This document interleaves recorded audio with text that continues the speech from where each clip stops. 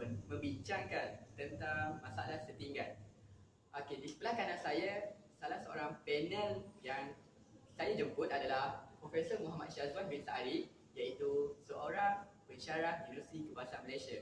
Dan yang hujung sana adalah Muhammad Azrul Ashraf bin Muhammad Yazid, seorang alumni Universiti Kebahasaan Malaysia.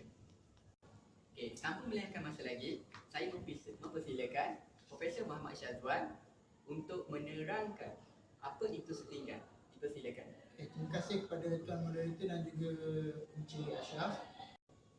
Okey, penempatan setinggan secara umumnya kita boleh merujuk pada segolongan orang yang mendiami atau dia menduduki tanah secara haram atau melalui cara yang tidak sah dari segi undang-undang. Selalunya penempatan setinggan ni dia ada dekat bandar-bandar besar seperti Kuala Lumpur, Johor Bahru, Sabah dan Sarawak. Dan kebanyakannya dia ada dekat pinggiran pantai, dekat resort kereta api, resort tanah yang orang cakap belum dibangunkan lagi. Disebabkan oleh setinggan ni banyak kejadian-kejadian yang tidak diingini berlaku. Salah satunya dia boleh merosakkan imej negara kita. Okey, terima kasih Profesor Muhammad Syazwan. Seterusnya saya akan mempersilakan Encik Ashraf untuk menerangkan apa kesan setinggan dalam negara kita. Okey, dipersilakan.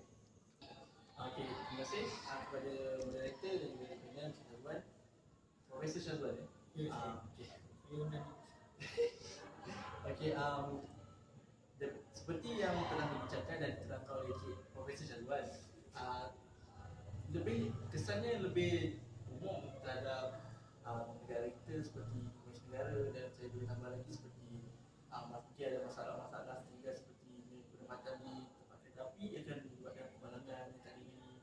Jadi saya sebagai bekas pelajar Universiti Kebahasaan Malaysia dalam fakulti ekonomi dan pengurusan, ini kaitan dengan kesan terhadap ekonomi negara kita, iaitu setinggan ni dia duduk di kawasan kerajaan atau berkata melanggar undang-undang, jadi dia membuat masalah untuk dalam pembinaan perumahan kemajuan perumahan. Jadi bilanya permintaan tinggi dan berdasarkan analisis daripada Jabatan Penilaian dan Pemerhatian Harta, kita boleh tengok, kita boleh dapatkan analisis bahawa 70% permintaan perumahan adalah di kawasan bandar seperti yang Encik Syazwan beritahu tadi.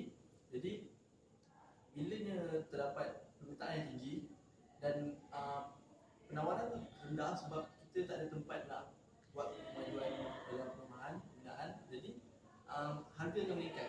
Dan ikut data analisis, pada suku pertama 2014 telah berlaku 2 kali ganda peningkatan harga dalam kemajuan rumah, iaitu daripada 500,000 hingga 1 juta. Itu juga tambahan unit juga meningkat 2 kali ganda daripada 264 hingga 500 lebih ribu. Jadi kesannya kita boleh lihat bahawa bila setinggan ni dia duduk di kawasan yang terlarang, yang melanggar undang-undang, jadi kita tak boleh nak majukan tempat rumah itu, dan dia akan meningkatkan harga kawasan rumah, dan masyarakat-masyarakat yang tak salah lain akan juga terlibat dengan susahnya membeli rumah dalam ekonomi yang sekarang agak sukar. Okey, terima kasih kepada Encik Ashraf. Okey, seterusnya mari kita lihat apa pendapat rakyat Malaysia tentang apa yang mereka faham tentang setinggan dan apa kesan setinggan dalam negara kita. Okey, saksikan.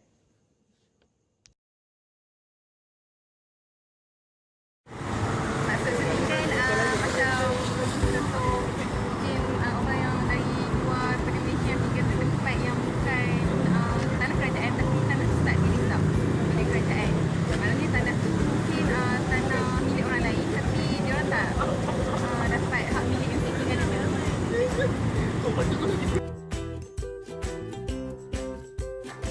Okey, kesan rumah setinggan. Bagi saya, kesan rumah setinggan yang terdapat banyak dekat Kuala Lumpur ni ialah first, banyak gejala sosial dalam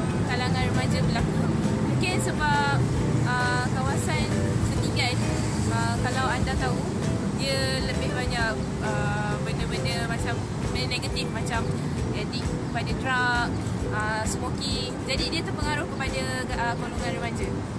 And then second, apa lagi second, kesan-kesan rumah setinggan ni, dia bila kita tengok daripada view atas, dia nampak buruk dia nampak buruk. So dia macam daripada bangunan cantik-cantik, lepas tiba ada bangunan rumah setinggan ni, dia macam memburukkan suasana. Yang faham kepada Encik Ashraf adalah berbeza masalah pendidikan kelas akan menyebabkan harga perumahan pada kawasan tersebut akan melonjak tinggi. Itu boleh menyebabkan pelbagai keburukan untuk orang lain juga kan. Okey, seterusnya saya mempersilakan Profesor Muhammad Syazwan kembali untuk menerangkan apa faktor-faktor yang menyebabkan setinggan berlaku. Okey, dipersilakan. Terdapat banyak faktor yang mendorong wujudnya pendapatan ini. Antara faktor utama yang mendorong wujudnya pendapatan ini adalah faktor kemiskinan dan juga faktor migrasi. Tapi yang paling utama yang telah menyebabkan pendapatan setinggan ini adalah faktor kemiskinan. Okey, kadar kemiskinan yang meningkat menyebabkan pendapatan setinggan juga turut meningkat. Okay, kemiskinan ni apa yang saya boleh tafsir adalah seseorang itu dia tidak berupaya untuk memenuhi keperluan asas minimum kehidupan mereka. Ini juga kerana kos sara hidup yang semakin meningkat di kawasan bandar telah memberi tekanan yang besar pada mereka yang golongan berpendapatan rendah. So, mereka telah mencari alternatif lain untuk menampung keperluan mereka di kawasan bandar. Oleh itu, pendapatan setinggan telah menjadi salah satu alternatif yang utama untuk golongan ini untuk terus menampung keperluan mereka di kawasan bandar. Tambah pula,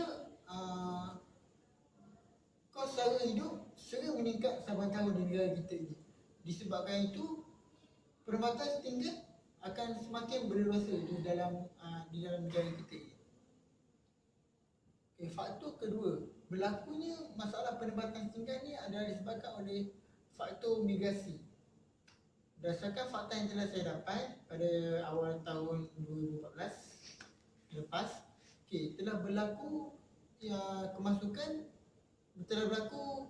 secara besar-besaran ke kawasan bandar. Ianya juga turut menyebabkan berlakunya peningkatan dalam masalah pendapatan setinggan ini. Kebanjiran penduduk datang ke dalam bandar dalam satu masa tanpa dikawal oleh kerajaan telah menyebabkan masalah pendapatan setinggan ini semakin serius. Faktor utama penduduk luar bandar ni datang ke dalam bandar adalah untuk mencari peluang pekerjaan. Sudah semestinya sebelum mendapat pekerjaan, sudah mestinya mereka akan mencari penempatan setinggan untuk menjadikan tempat mereka berlindung kerana mereka tidak mempunyai apa-apa lagi pendapatan. So mereka hanya memerlukan pendapatan yang kos rendah atau setinggan ni saya tak ada kos lain sebab sewa pun tak ada. Cuma mungkin bil air, bil elektrik pun mungkin mereka curi, mungkinlah sebab tak tahu sangat kan tentang itu. Okey, dalam waktu yang sama juga migrasi migrasi antarabangsa seperti pendatang asing juga turut menyumbang perkara yang sama seperti migrasi dalam tadi, dan juga turut akan menyebabkan masalah pendapatan setinggan ni jadi lebih berleluasa. Terima kasih Profesor Syazwan. Jadi apa yang saya faham, setinggan ni memberi pelbagai keburukan kepada negara ataupun rakyat tempatan kerana pendatang tanpa izin ni boleh menyebabkan pelbagai kes-kes jenayah ataupun kes-kes yang tidak diingini oleh semua orang. Okey, jadi perkara sebegini perlu dibendung kerana tidak mahu lebih berleluasa. Okey, untuk bahagian ini saya mempersilakan kembali Encik Ashraf untuk menjelaskan bagaimana pihak kerajaan atau pihak-pihak apa sahaja untuk membendung masalah setinggan ini di dalam negara kita. Okey, silakan. Okey, bagi menangani masalah setinggan ini, kerajaan telah membuat juga seperti telah mengeluarkan undang-undang untuk mengharamkan setinggan ini dan telah mengusir semua yang penduduk setinggan dan juga telah menggut untuk merobohkan kawasan-kawasan setinggan dan di situ telah membuatkan mereka takut dan beredar secara sendiri. Namun begitu, terdapat juga penduduk-penduduk setinggan yang degil dan dengan alasan mereka seperti mana kami nak pergi, mana arah tujuan kami mana. Jadi dengan itu bagi saya cara untuk kita menangani ini ialah dengan kerajaan perlu membuat perumahan yang kos rendah supaya mereka mampu untuk membeli untuk menampung kehidupan mereka. Dan juga untuk kita kaitkan dengan dari segi menjana ekonomi, kita boleh buat perumahan dan berdekatan dengan tempat-tempat mereka untuk menghasilkan pekerjaan. Kita boleh bagi mereka peluang pekerjaan supaya kita dapat selesaikan masalah setinggan ini dan juga kita boleh jaga ekonomi kita dan tiada lagi masalah ketiadaan kerja, pengangguran. Jadi itu saja saya punya Sebelum meneruskan lagi forum kita pada hari ini, mari kita saksikan video mengenai pendapat rakyat Malaysia tentang faktor yang berlakunya setinggan dan bagaimana cara mengatasi masalah setinggan tersebut. Mari kita saksikan.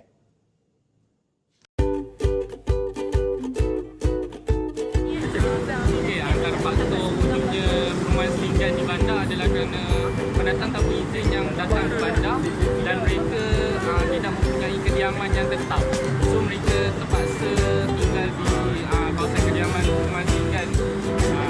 Untuk poin yang kedua, contohnya orang luar bandar yang datang ke bandar, mereka tidak dapat mengikut gaya hidup bandar kerana taraf hidup yang terlalu tinggi dan mereka tidak dapat sara diri mereka.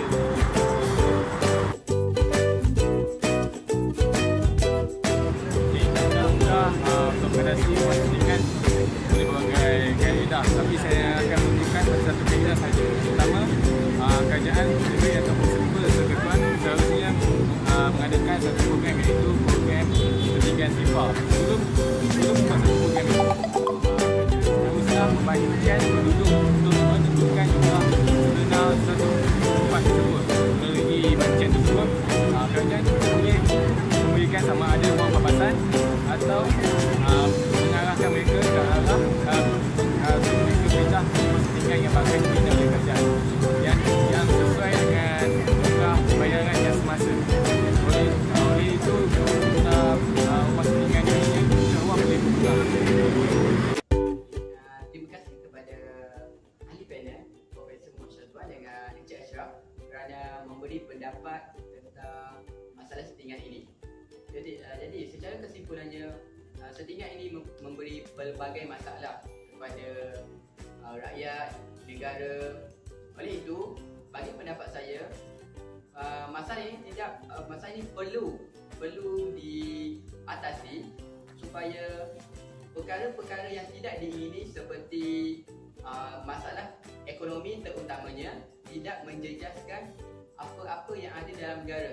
Maksud saya, setinggan ini boleh menyebabkan ekonomi jatuh. Contohnya apa yang salah seorang panel kita cakap tadi mengenai tanah yang sepatutnya digunakan untuk pembangunan, tapi mereka menggunakan tanah tersebut untuk membuat penempatan secara tidak sah.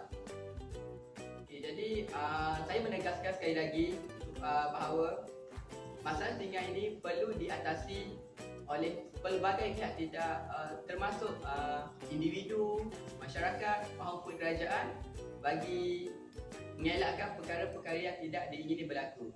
Okey, sekian saja untuk forum kali ini. Terima kasih.